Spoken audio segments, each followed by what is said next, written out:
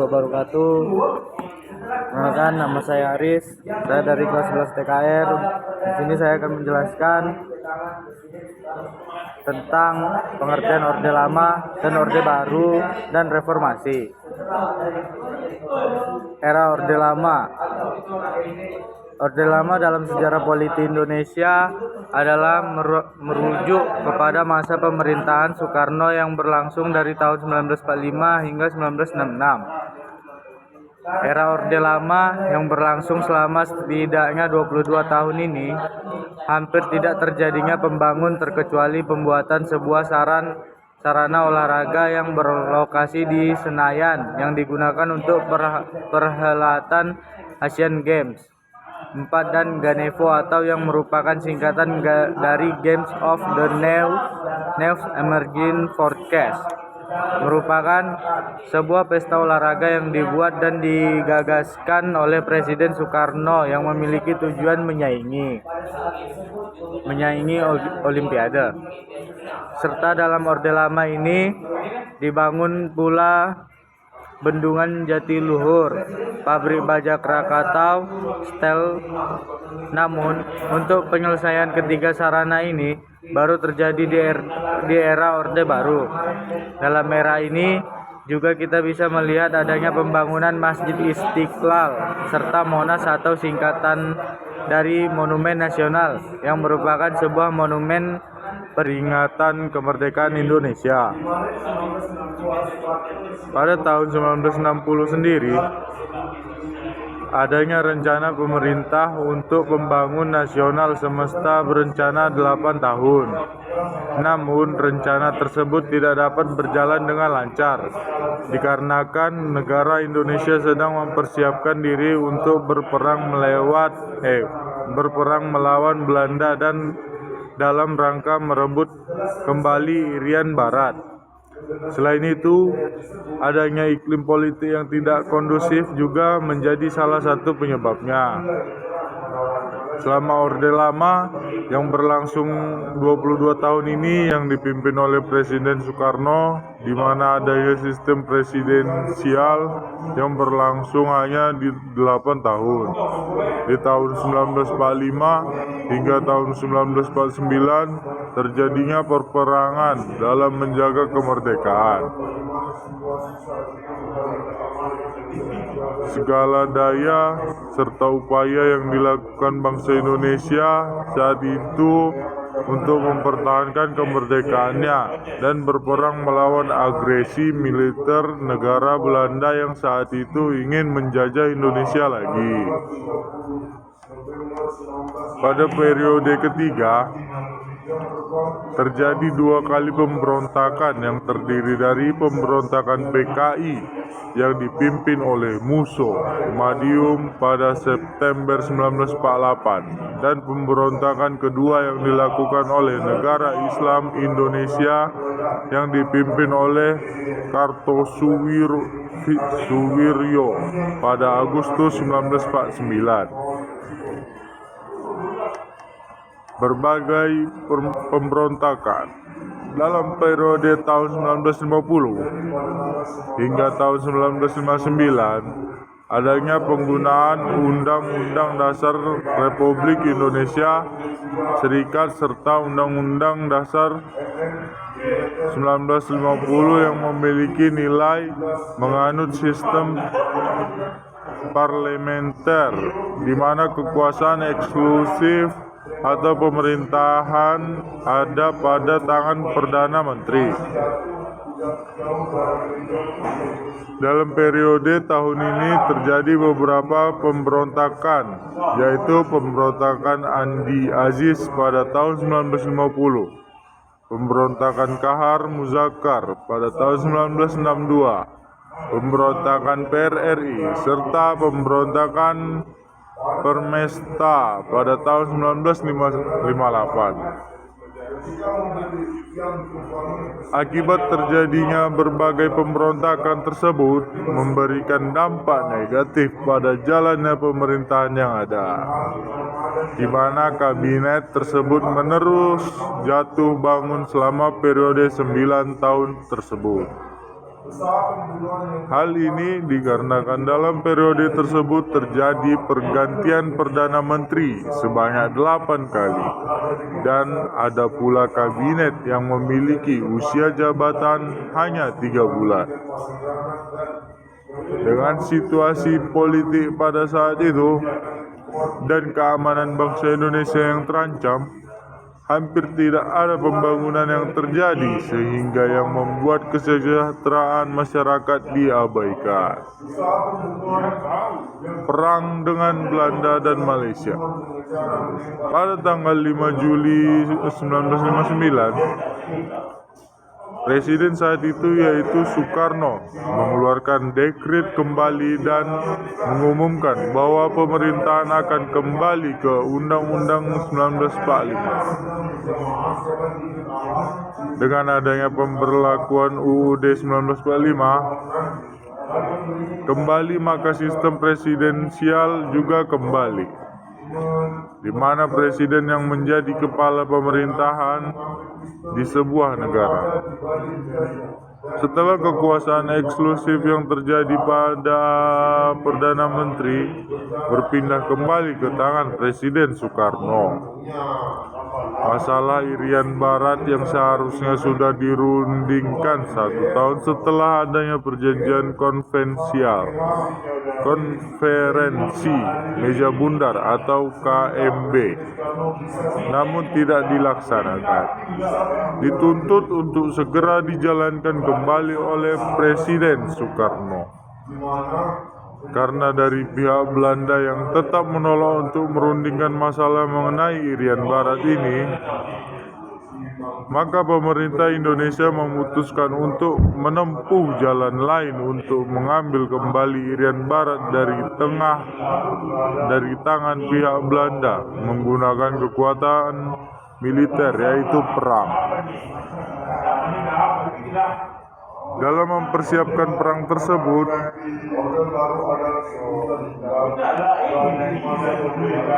Indonesia membeli alat dengan cara mengutang kepada negara Rusia. Indonesia membeli alat utama sistem persenjataan atau alutsista secara besar-besaran dengan cara mengutang kepada negara Rusia. Dengan melakukan hal tersebut, Indonesia pada saat tersebut memiliki persenjataan yang terkuat di dunia, khususnya pada bagian selatan Khatulistiwa. Presiden Soekarno pada saat itu memiliki panglima untuk memimpin jalannya perang dengan pihak Belanda, yaitu pemimpin Palagan Serangan Umum 1 Maret Letnan Kolonel Soeharto. Memilihnya tersebut dikarenakan Presiden Soekarno sudah mengenal Soeharto sejak pemerintahan Indonesia mengungsi ke Yogyakarta. Di Maret 1962, Soeharto yang sudah menyandang pangkat Mayor Jenderal tersebut ditunjuk untuk menjadi Panglima Mandala, pembebas Irian Barat. Setelah mempersiapkan diri untuk menghadapi perang melawan pihak Belanda dengan alutsista dalam skala besar untuk merebut kembali Irian Barat, pada akhirnya masalah yang ada terselesaikan melalui jalur perundingan di PBB. Setelah selesainya urusan membebaskan Irian Jaya tersebut, Indonesia kembali untuk mempersiapkan diri untuk memulai perang melawan Malaysia yang disebut sebagai negara boneka yang dibuat oleh bangsa Inggris. 7 kali usaha membunuh presiden. Selama jabatannya, Presiden Soekarno sudah mengalami percobaan pembunuhan setidaknya sebanyak 7 kali. Hal tersebut menjadi sebuah gambaran bagaimana situasi saat itu, di mana keamanan tidak terjaga dan suasana tidak kondusif. Usaha pembunuhan yang pertama terjadi dengan adanya kejadian penggranatan di perguruan Cikini. Tepatnya pada tanggal 30 November 1957, yang merupakan ulang tahun ke-15 dari perguruan Cikini dan dihadiri Presiden Soekarno sebagai wali murid dari Megawati. Namun, secara tiba-tiba beberapa granat meledak di tengah penyambutan Presiden. Akibat insiden ini, ada 3 orang tewas yang termasuk ke dalam, yaitu pengawal Presiden.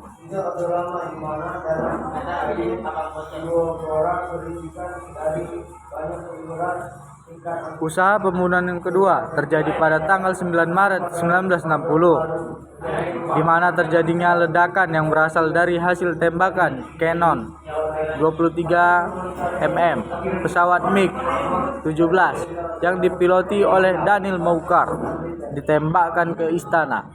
Tembakan tersebut kemudian mengenai pilar yang membuat jatuh tidak jauh dari meja kerja Presiden Soekarno saat itu. Namun, untungnya Presiden pada saat itu sedang tidak berada di dekat meja kerjanya. Usaha pembunuhan yang ketiga terjadi pada bulan April 1960. Pada saat itu, Presiden Soekarno sedang melakukan perjalanan ke Bandung. Ketika mobil yang ditumpangi Presiden melewati jembatan Raja Mandala, tiba-tiba sekelompok anggota DI atau TI menghadang jalan mobil yang melemparkan granat. Namun untungnya granat tersebut tidak mengenai Presiden. Usaha pembunuhan yang keempat dan kelima terjadi di tempat yang sama, di mana Presiden Soekarno berusaha dibunuh saat berada di Makassar. Yang pertama terjadi tepatnya di Jalan Cendrawasih melalui pelemparan granat. Yang kedua terjadi penembakan menggunakan mortir pada tahun 1960. Peristiwa yang terjadi ini dikenal dengan peristiwa Mandai. Usaha pembunuhan yang keenam merupakan usaha pembunuhan dengan cara menembak yang dilakukan oleh anggota DI atau TI bernama Bakrum. Kejadian ini terjadi di halaman istana. Bakrum yang berada di saf depan ketika sedang berjalan sholat Idul Adha di Masjid Baitur Rahman. Hal ini terjadi ketika Bakrum melibat Presiden Soekarno dan langsung mengambil pistol yang ada di balik jasnya dan mencoba menembaknya ke arah Presiden yang saat itu berjarak kurang dari 5 meter. Namun, untungnya arah peluru tersebut melenceng dan mengenai kartu DPR KH Zainul Arifin, sehingga Presiden Soekarno bisa selamat. Usaha pembunuhan yang ketujuh terjadi pada Desember 1964, di mana ketika Presiden Soekarno sedang berada dalam perjalanan dari Bogor menuju Jakarta.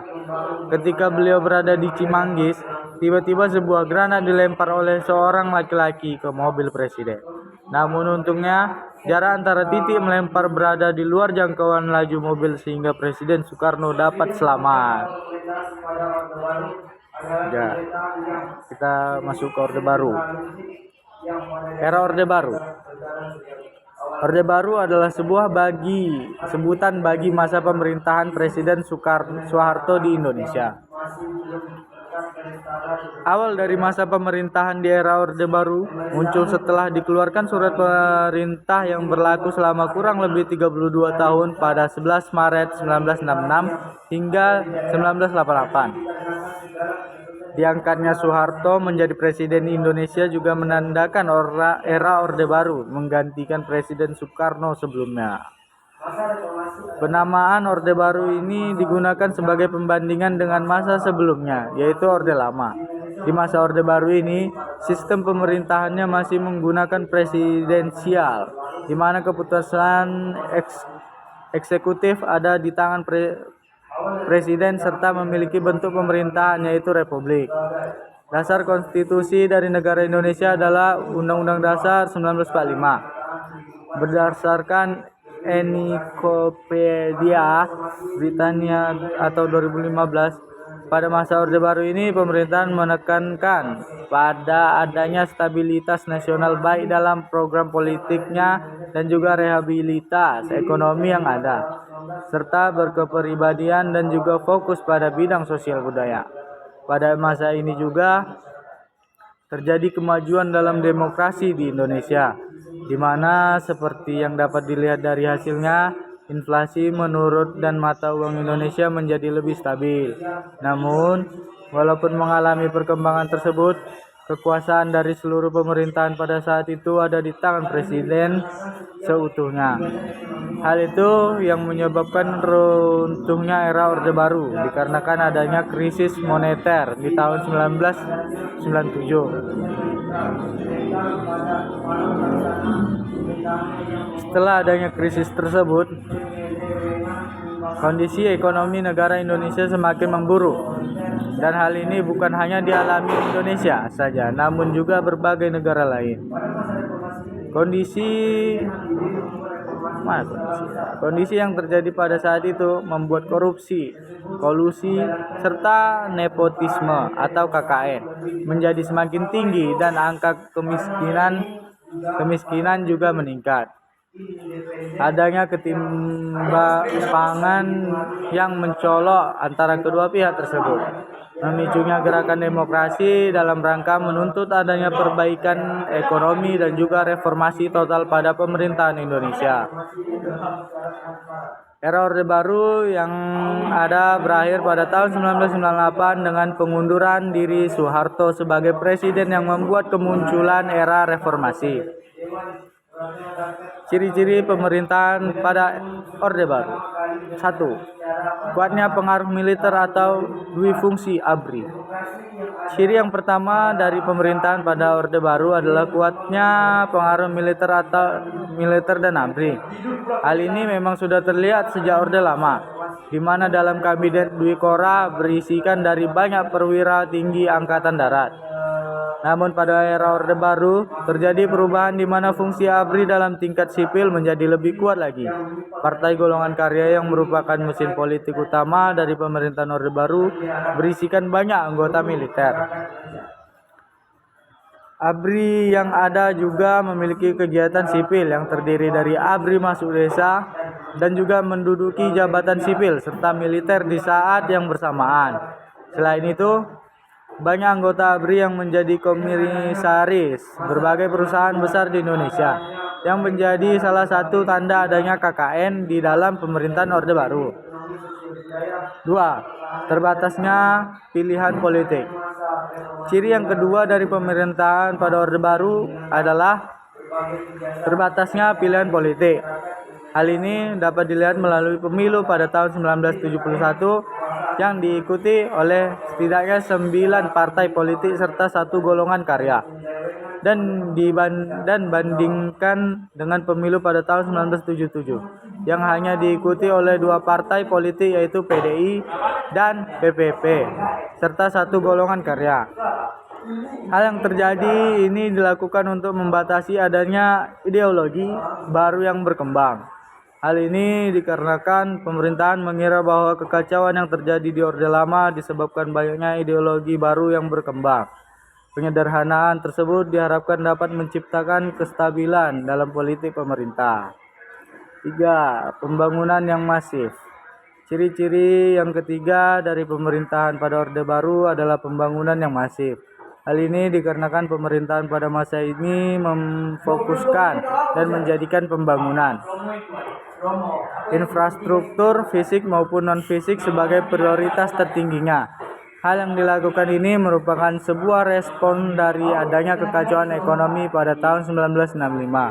Pemerintah Indonesia membuka karena modal asing serta dalam negeri sebagai usahanya untuk membuka pintu usaha di Indonesia.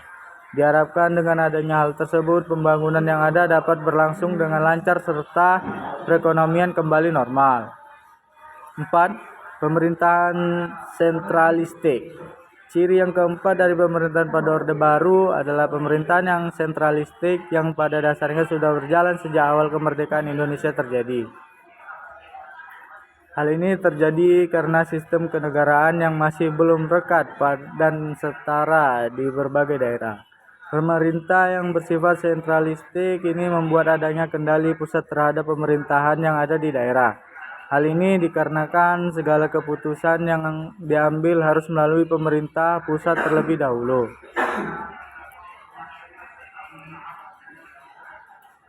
Era reformasi. Pada masa reformasi adalah masa perubahan dari masa sebelumnya. Di Indonesia, masa reformasi terjadi pada tahun 1998, yaitu masa peralihan dari Orde Baru atau pemerintahan Soeharto ke masa selanjutnya.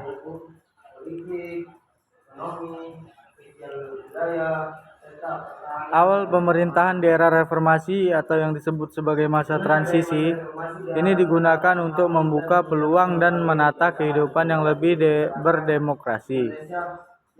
Masa reformasi dimulai dengan adanya kepemimpinan B.J. Habibie sebagai presiden untuk menggantikan Soeharto yang telah mengundurkan diri. Reformasi yang ada di Indonesia sendiri terjadi pada tahun 1998, di mana merupakan awal kejatuhan Orde Baru setelah adanya gerakan reformasi dari berbagai elemen masyarakat. Reformasi yang terjadi tersebut disebabkan semakin banyaknya krisis yang terjadi seperti politik, ekonomi, hukum, sosial, dan juga krisis kepercayaan masyarakat terhadap pemerintahan yang ada. Hal ini dikarenakan setiap kegiatan ekonomi maupun pembangunan infrastruktur yang dilakukan pada saat itu tidak diimbangi dengan adanya pembentukan mental para pelaksanaan pemerintahannya yang membuat banyak terjadinya penyelewengan, penyimpangan pemerintahan yang otoritas, dan juga yang terbesar KKN.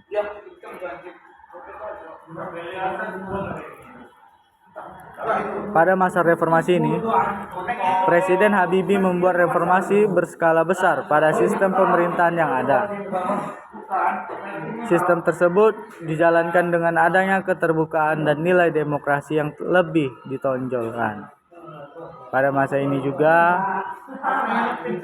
partai politik di independen yang ada tidak lagi dipengaruhi oleh kekuasaan birokrat militer. Di era reformasi ini juga adanya pemberdayaan bagi masyarakat sipil dengan penyampaian informasi yang dilakukan secara transparan.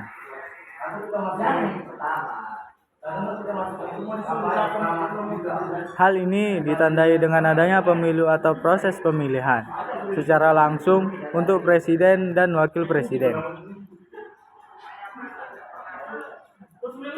kepala daerah, serta anggota Dewan Perwakilan Rakyat atau DPR. Pemilihan umum tersebut pertama kali dilaksanakan secara langsung pada tahun 2004.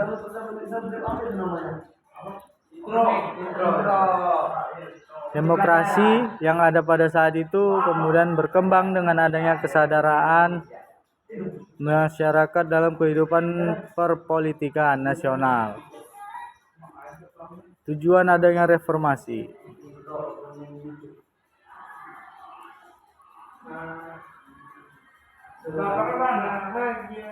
Dengan adanya masa reformasi digunakan untuk menata kembali segala struktur pemerintahan dan kenegaraan, termasuk di dalamnya yaitu perundang-undangan serta konstitusi yang menyimpang dari tujuan yang ingin dicapai serta cita-cita yang diharapkan seluruh masyarakat Indonesia.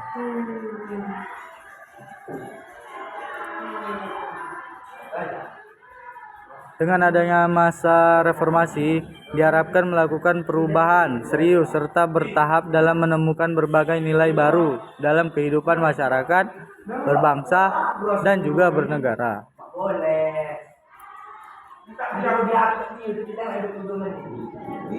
Dengan adanya masa reformasi, diharapkan dapat menghapus dan menghilangkan berbagai kebiasaan dan cara hidup masyarakat Indonesia yang tidak sesuai dengan hukum yang ada, seperti KKN, kekuasaan yang otoritas, segala penyimpangan yang terjadi, dan penyelewengan oleh oknum yang tidak bertanggung jawab. Sekian penjelasan tentang Orde Lama dan Orde Baru dan reformasi dari saya. Assalamualaikum warahmatullahi wabarakatuh. Hmm.